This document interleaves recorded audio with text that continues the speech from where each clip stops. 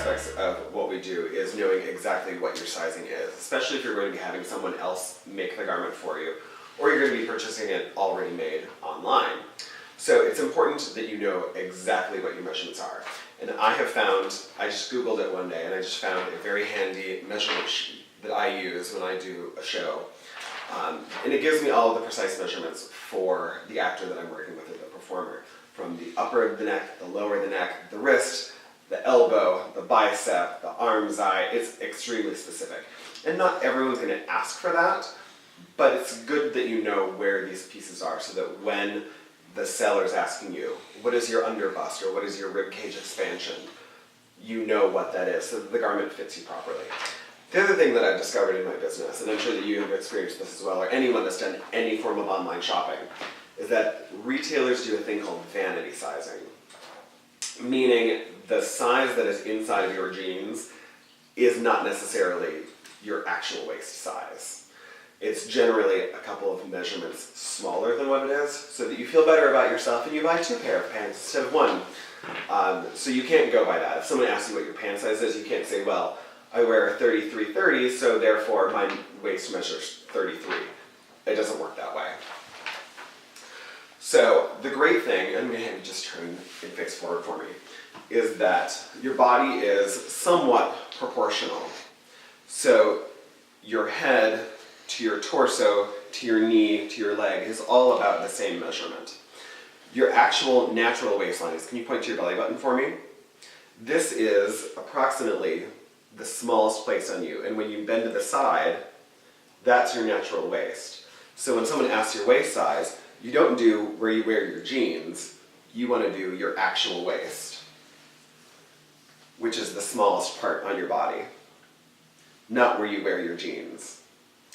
Underneath your bust is going to be right underneath, which is going to be the largest part of your rib cage, and can you take a nice deep breath? That gets just a little bigger as the lungs fill up with air and the diaphragm expands. They're probably going to ask you both of those measurements, the relaxed and the expanded. If you can't take your measurements by yourself, ask a friend. Or there are a lot of retailers, if you go to a bridal store or places like Men's Warehouse, they will, for a small fee, will probably take the measurements for you, or even some dry cleaners will do it for you right on spot. So we're going to take some quick measurements, and we're going to see what you actually measure up to. So let me first start out by asking you, do you have a padded bra on, or is this something pretty normal to size to you? It's pretty padded. Pretty padded, yeah. Right. So we're just going to squeeze in a little bit on that. And we'll do waist, and we'll do hips. Do you have keys, cell phone, wallet? I have chapstick in my pocket right now, which is going to add extra bulk. Do you have anything in your pockets? Great.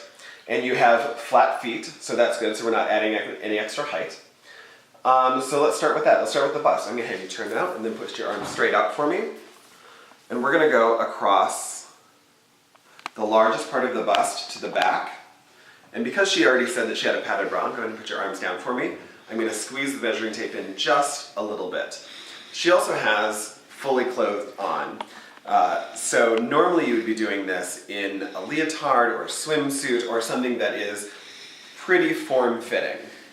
So we've got bust, we're going to do waist, which is the smallest part, approximately right where the belly button is. And then we're going to move down to hip, which there is high hip and there is low hip. High hip wants to be at the fullest part of the seat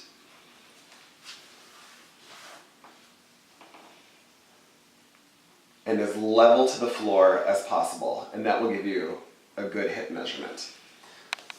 Something else that they're going to ask is the outseam, which is from the belly button, your waist, and that's going to give you a skirt length, like so. Turn front for me.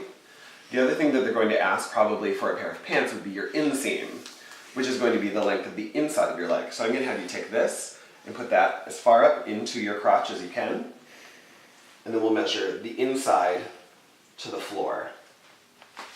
That's the inseam. For hats and things, if you have a wig or something that's going to be done on top of your head, you want to prep your hair however it would be done, headdress, wig, and then across the forehead, across the occipital lobe, and as level to the floor as possible.